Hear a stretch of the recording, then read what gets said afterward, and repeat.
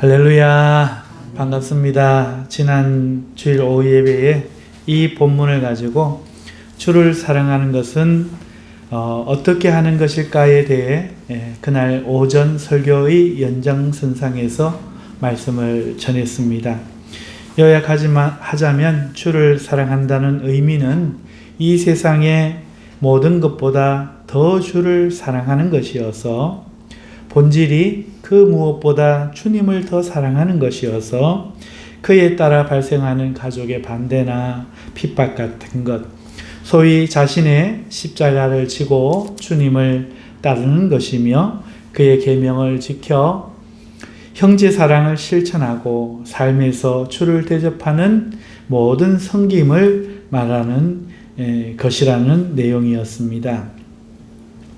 오늘 41절을 보면 선지자의 이름으로 영접하는 자는 선지자의 상을 받는다 했고, 의인의 이름으로 의인을 영접하는 자는 의인의 상을 받는다고 했습니다.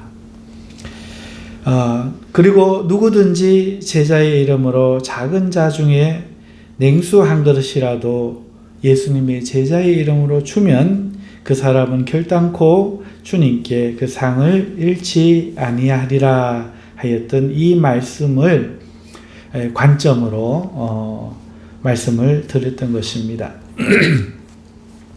이번 주는 본문은 같지만 말씀드린 대로 다른 관점, 즉 오늘의 본문의 관점에서 말씀을 전하려고 합니다. 오늘 제목이 하나님은 낙엽입니다 라는 제목입니다. 본문에서 주님은 너희를 누군가가 영접하는 일에 대해 말씀하고 계십니다. 그러면서 내가 곧 너희고 너희는 곧 나이며 나는 하나님이라 말씀하시면서 너희를 대접하는 것이 곧 나를 대접하는 것이라는 영광스럽고 가슴이 웅장한 말씀을 주고 계십니다. 그런데도 제목을 하나님은 낙엽이라고 붙인 것은 참 은혜롭지만 이 말씀에 대해 우리의 오해가 있는 것 같고 또 이 말씀의 가치를 잘못 이해하는 것 같아서 이 제목으로 말씀을 드리고자 합니다. 낙엽은 어떤 느낌을 줍니까? 때로 가을의 단풍처럼 계절의 낭만과 감성이라는 선물도 줍니다마는 대개는 거리를 청소하게 하는 일거리요, 혹은 추운 겨울을 예고하는 전령사로 쓸쓸함과 외로움을 상기시키는 그런 존재이죠. 하나님을 낙엽이라고 제목하니 이를 두고 어떤 분은 하나님은 때로 우리를 행복하게도 하지만 대부분의 시간은 우리로 힘들고 고독한 길을 걷게 하는 존재라는 의미일까 생각하실 수 있겠지만 그런 뜻은 아닙니다. 여러분 중에 낙엽을 보고 환호하거나 기뻐하시는 분이 있으실까요? 아마 대부분은 그렇지 않으실 겁니다. 이렇게 한번 생각해 보시죠. 누가 여러분에게 길거리 낙엽만큼이나 많은 돈을 주겠다고 합니다. 그런데 한 번이 아니라 매년 또 그렇게 돈을 반복하여 주겠다는 겁니다. 안 믿겨지실 텐데 이게 정말 사실이고 정말 그럴 수 있다면 여러분 어떠실까요? 혹시 그 사실이 여러분을 행복하게 하거나 여러분의 기분을 좋게 만들까요? 아마 그럴 수도 있을 것입니다. 우리는 돈이 그렇게 생긴다면 대단히 기분이 좋지 싶습니다. 저부터 말이죠. 하지만 말입니다. 오늘은 그 기분에 대해서 이야기하는 것이 아니라 이 질문부터 먼저 해야 되겠네요. 우리를 기분 좋게 하는 것은 돈 자체일까요? 아니면 다른 무엇일까요? 우리를 행복하게 하는 것은 돈 자체일까요? 돈이 할 수 있는 그 무엇일까요? 만일 돈이 화폐의 가치를 잃게 된다면 어떻게 됩니까? 그것으로 아무것도 할 수 없다면, 아무것도 살 수 없고 버려도 아무도 주워가지 않는다면 그럼에도 돈 때문에 기분이 좋아질 수 있을까요? 아마 그때는 돈이 길거리 낙엽과 똑같지 않을까요? 아무리 널려 있어도 기쁨을 주기는커녕 낙엽같이 오히려 일거리가 되지 않을까요? 그러니까 돈이 기쁨이 될 수 있는 것은 돈 자체가 아니라 돈이 가지고 있는 가치 때문이라 할 수 있습니다.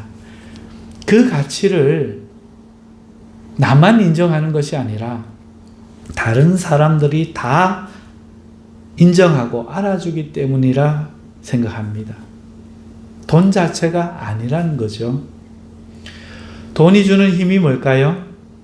비싼 옷을 사 입습니다. 입고 모임에 나갑니다. 그랬더니 이거 비싼 옷인데 금방 알아봅니다. 어떤 친구는 놀라며 너 성공했네 말해줍니다. 아니야, 성공은 무슨 하고 겸손하게 응대해야지만 기분이 좋아지죠. 그렇습니다. 돈의 힘은 그것이죠. 비싼 차를 타고 싶고 비싼 집에 살고 싶은 것도 어쩌면 같은 이유 아닙니까? 사람들이 알아주기 때문이고 나를 더 특별하게 만들기 때문에 그래서 돈이 가치가 있는 것이죠. 여기서 질문 하나 해봐야 되죠. 많은 신앙인에게 하나님이 이와 같다면 어떨까요? 신앙인이 하나님을 좋아하는 게 하나님이 돈과 같은 그 어떤 그런 가치 때문이라면 어떨까요? 무슨 말인가 하면 오늘 예수님을 믿는 많은 신앙인들이 때로 슬픔과 외로움 그리고 무기력과 의욕 상실을 경험하는 모습을 봅니다. 하나님을 믿고 있는데도 그리고 그에게는 아직도 좋은 것들이 많이 남아있고 사랑하는 가족들이 있는데도 그런 경험을 한다는 것입니다. 왜 그럴까요? 혹시 하나님을 믿음이 돈처럼 세상이 알아주는 것이 아니라 낙엽처럼 세상에 가치를 인정받지 못하는 것이기 때문이 아닐까요? 그것은 가족과 좋은 것도 마찬가지죠. 하지만 오늘은 하나님만 생각해 보시죠.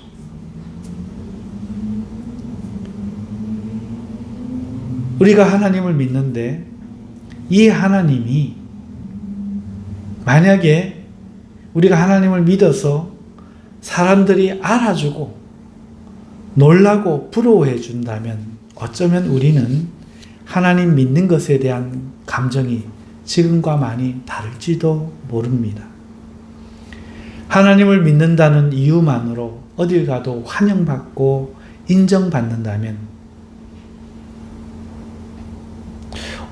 돈이 많은 사람들이 느끼는 감정처럼 우리는 날마다 하나님 믿는 것을 자랑하고 다닐 수도 있지 않을까요? 돈이 낙엽과 다른 이유는 딱 하나, 사람들이 알아주기 때문이고 그것이 가치를 창출하기 때문입니다. 그것이 없다면 돈과 낙엽은 다르지 않죠. 만일 우리가 돈은 기뻐하고 행복하면서 하나님을 돈처럼 기뻐하고 환영하지 않는다면 어쩌면 우리 마음은 그런 이유인지 모릅니다. 그런 가능성 말이죠. 우리에게 하나님은 어쩌면 그냥 낙엽인 것일 수 있지요. 그래서 기쁨이 되지 못하는 것은 아닌지 물론 아니겠지만 생각해 볼 필요가 있겠습니다.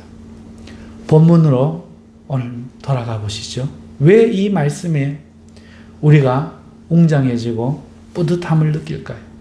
혹시 사람들이 우리를 영접하면 주님을 영접한다. 주님 말씀해 주시고 그건 하나님 영접하는 것이라 하는 이 말이 돈처럼 우리 가치를 인정받고 환영받는다는 말로 들리기 때문이 아닐까 한번 생각해 보자는 겁니다.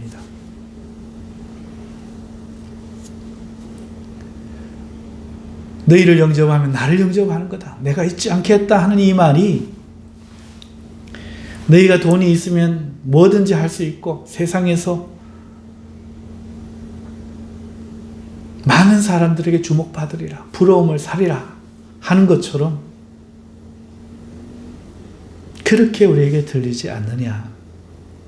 그래서 웅장해지는 것 아니냐. 반대로 주님도 세상에서 무시받고 떨이 취급 당하고 싫어함 당했는데 남들 알아주겠는가? 이렇게 한번 대입을 해보죠. 그러면 주의 보냄을 받은 나는 아무도 영접하지 않을 것이고 주님도 안 했는데 핍박이나 안 당하면 다행이라는 말이 되겠지요? 그럼에도 이 말이 여전히 웅장해지는 말씀일까요?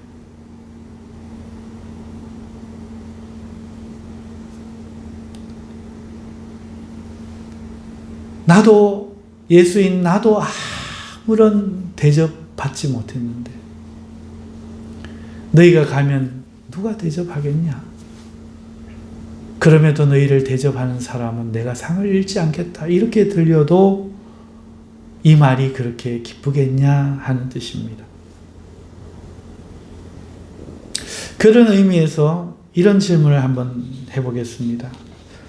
목사는 성직이라고들 말하죠. 하지만 목사도 큰 교회 목사가 있고 작은 교회 목사도 있어요.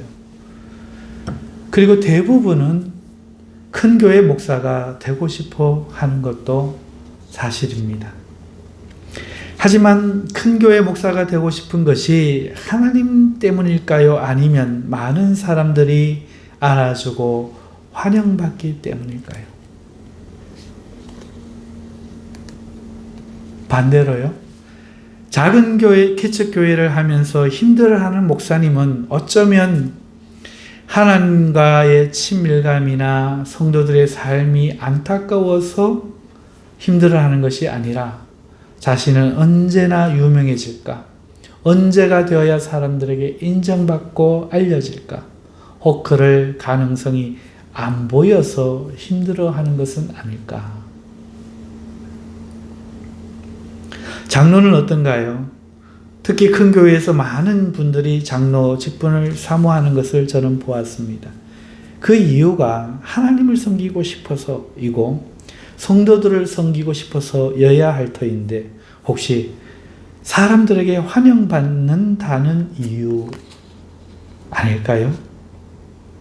혹 장로로 충성을 하고 있는 사람인데 그 직을 내려놓고도 여전히 변하지 않고 충성할 수 있을까요? 만일 그런 사람이 있다면 그가 목사든 장로든 사실은 하나님 때문이 아니고 돈이 환영받는 이유와 똑같은 이유에서 말은 하나님 때문인데 사명 때문인데 사람들이 알아주기 때문에 그것이 가치 있기 때문에 그렇게 하는 것이 될 겁니다. 오늘 본문에서 이 말씀을 주시는 예수님은요, 지금 자신이 직접 환영받지 못하고 있어요. 그런데 십자가를 지고 지금 가시는 그 길을 걷고 계시는 겁니다. 그리고 그 길에서 제자들 또한 그 길을 걷도록 제자를 파송하시면서 이 말씀을 하시는 거예요. 그러니 우리가 생각한 것처럼 예수님을 믿는 일이 세상에 주목받고 큰 부자가 되고 권세를 누리는, 처음에 제자들이 예수님이 왕이 되면 나는 오른쪽, 나는 왼쪽 권세를 달라고 생각했던 그런 것처럼 그런 길이 아니라 지금 예수님께서는 오히려 사람들에게 멸시와 증오를 받기 위해 그 십자가를 지고 가는 길에 지금 이 말씀을 하신다면 지금까지 우리가 살펴보았던 그런 돈의 가치, 세상이 알아주는 가치에서 이 말씀을 하심이 아님은 분명한 것입니다.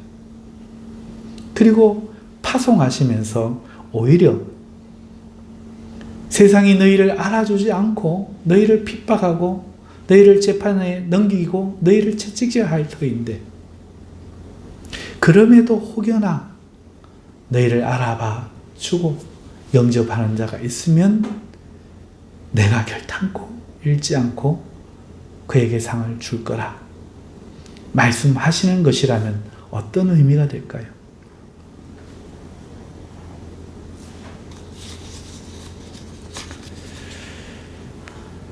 그러므로 우리는 이 말씀에 오해가 없어야 합니다. 예수님을 믿으면 잘 된다. 예수님 믿으면 잘 될 수도 있어요. 때로 하나님이 병도 치료해 주시고 기도 들어주셔서 문제도 해결해 주시거든요. 그러나 정말 예수님을 잘 믿고 살아가는 길에 꼭 그런 길만 있을까요? 예수님 당하셨던 그 고난 우리도 당하는 겁니다. 그때 우리는 당황할 수 있어요. 내가 뭔가 잘못 믿는 건가? 내가 잘못된 교회 다니는 건가? 그렇지 않다는 거죠. 예수님은 오히려 그럴 때에 그런 대접을 받는 그 제자들을 기억하면서 이 말씀을 하시는 거죠.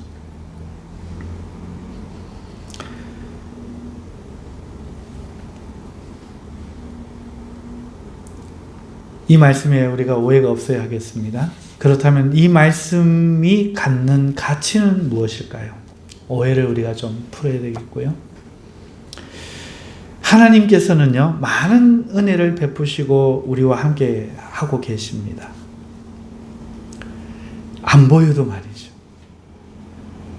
하나님이 없어서 지금 예수님이 사람들에게 대접을 받는 게 아니죠.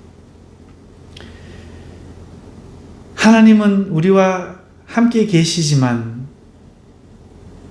우리에게 하나님은 낙엽입니다. 아무 도움이 안 되죠. 거리의 낙엽처럼 때로 잠시 기쁨을 가질 수 있지만 대부분의 믿는 시간은 짐처럼 여겨지고 있다는 겁니다.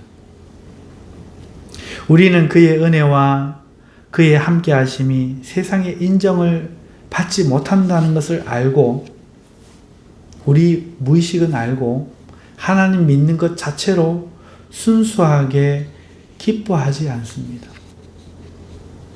그게 아니라고 말하실 분들도 있겠지만 그러면 왜 지금 하나님 믿는 것에 기뻐할 수 없나요? 만약에 여러분들에게 오늘 수십억이 생겨도 지금 그 얼굴, 그 마음 그대로 덤덤할까요?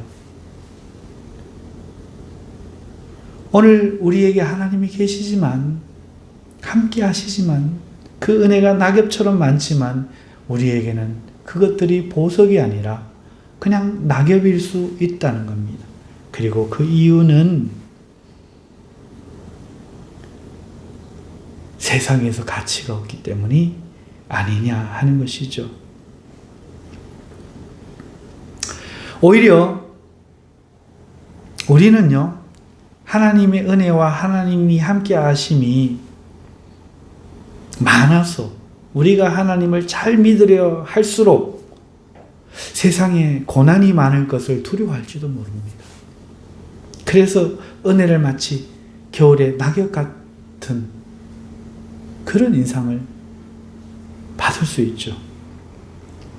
우리는 그 은혜의 낙엽들을 기뻐하며 빨리 끌어모으려고 하는 것이 아니라 그저 낙엽을 밟고 길을 가듯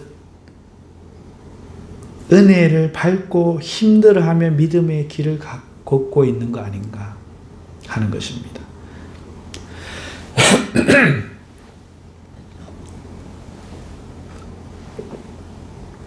하나님을 낙엽이라 제목 붙인 이유는 우리가 어떤 이유에서 하나님을 즐거워하며 어떤 이유에서 그로 행복하지 못하는가를 말씀드리고자 함도 있지만, 반대로 낙엽 같은 취급을 받는 하나님 마음은 어떠실까? 이것을 한번 생각해 보자 하는 것이 더 큰 이유입니다. 지금까지 공감하셨다면 맞습니다. 이것도 우리가 생각해야죠. 우리가 하나님을 너무 소홀히 했구나. 이게 우리 다 아는 얘기예요. 있을 때 잘해. 소잃고 외양간 꽃이고. 부모님 살아계실 때의 효도에. 있을 때는 소중한 줄 몰라요. 내 거일 때는 가치를 몰라요. 물론 그런 말과도 연결되는 겁니다. 하나님이 늘 사랑하시니, 하나님의 구원을 늘 말하니, 하나님의 은혜가 늘 있으니 우리는 그것이 대수롭지 않게 여기고, 그런데 그것이 세상에 내가 기뻐하는 만큼 세상에 알아주지 않고 아무런 효용가치가 없고 그거로 인해 고난만 생기니 오히려 어쩌면 우리 마음은 짐이 되지 않았는가, 이 부분을 말하는 것도 있지만, 반대로 그런 낙엽 취급받는 하나님 마음은 어떨까? 그걸 생각해 보자는 거죠.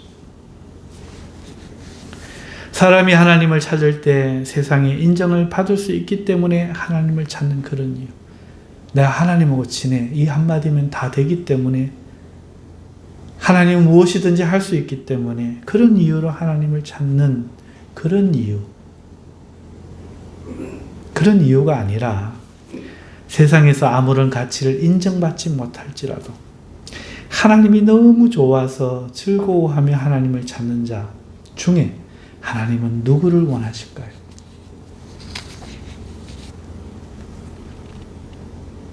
하나님은 복을 주시고 아들을 낳게 해주실 수도 있고 아브라함에게 하셨던 그것들을 우리에게 주실 수도 있지만, 그러나 99세가 되어서 하나님이 나타나셨을 때, 하나님이 아들을 주시라 할 때 하나님의 말씀에 코웃음을 치며 이스마엘이나 잘 되기를 원하나이다 하던 그 아브라함이 하나님을 믿고 자신도 웃은 걸 세상이 웃을 수 있는 그 나이에 그 천막에 사라와 함께 100세 된 노인이 믿음으로 들어갈 때에 그걸 못 잊어서 히브리서에 그날 밤 그랬다. 잉태할 힘을 믿음으로 얻었다. 기록해 놓으시고, 어느 날을 그렇게 이쁘게 잘 자랐을 때, 하나님이 바치라 할 때, 이를 죽여도 이 아이라고 하셨으니 다시 살릴 줄 말 안 해도 찰떡같이 알아듣고 그 칼을 들 때에 그 일을 히브리서에 기록하면서 오늘 우리들에게 이것이 믿음이라 말씀하시는 하나님은, 오늘 우리가 아브라함처럼 자녀 준다는 이유로 하나님을 찾을 수도 있겠지만, 병 주실 수 있다는 이유로 찾을 수도 있겠지만, 그렇게 돈과 같은 가치로 하나님을 환영하여 큰 목사가 되고 이름 있는 장로가 되고 사람들 알아주는 재미로 우리가 살아가는 그런 찾음도 허락하시겠지만, 그보다 더 원하시는 것은 우리 예수님처럼, 우리 제자들처럼 세상에 알아주지 않아도 하나님을 보물로 아는 그런 사람을 하나님이 더 원하지 않을까요? 말씀을 맺습니다. 너희를 영접함이 나를 영접함이요 나 보내신 아버지를 영접하는 것이라는 이 말씀은 세상이 알아보지 못함에도 내가 좋아서 기꺼이 믿음과 전도자의 길을 가는 너희는 곧 나요. 나는 그렇게 생각합니다. 그런 너희를 알아보는 그 사람은 내가 결단코 잊지 않겠다는 이 짠한 길을 기꺼이 가는 제자들을 파송하며 하시는 말씀이라는 겁니다. 너희는 나를 세상이 환영하기 때문에 쫓는 자들이 아니요. 내가 하나님이 좋아 이 길을 가듯이 내가 좋아 기꺼이 믿음과 전도자의 길을 가는 자들이라는, 내 명령을 수행하려고 하는 자들이라는 주님의 사랑의 언어였던 것이고, 그런 너희를 조금이라도 영접하는 그를 영원히 잊지 않겠다는 주님의 사랑의 다짐인 것이죠. 사랑하는 성도 여러분, 우리는 왜 하나님을 믿습니까? 오늘 우리는 세상이 아니라 주 예수를 바라보고 있는 것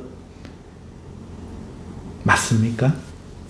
세상은 알지 못하는 귀한 가치와 아름다움을 그에게서 발견하고 영생과 복을 주시는 그를 우리가 기뻐하며 미련 없이 이 세상을 떠나 그를 따르는 자들이 맞는가?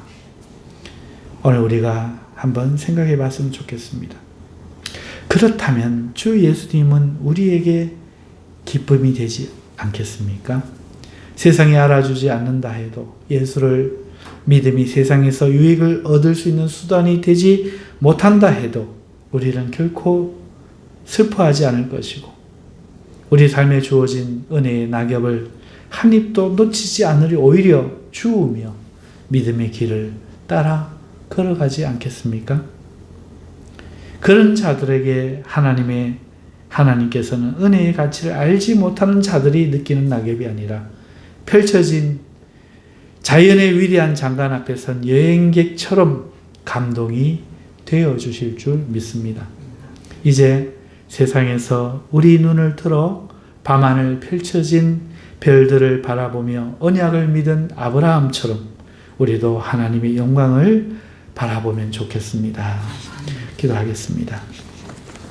오늘 말씀 생각하면서 우리 통성으로 기도하십시다. 하나님, 내가 참으로 하나님을 알고 믿게 하여 주시옵소서. 우리 주여 한번 외치고 기도하겠습니다. 주여!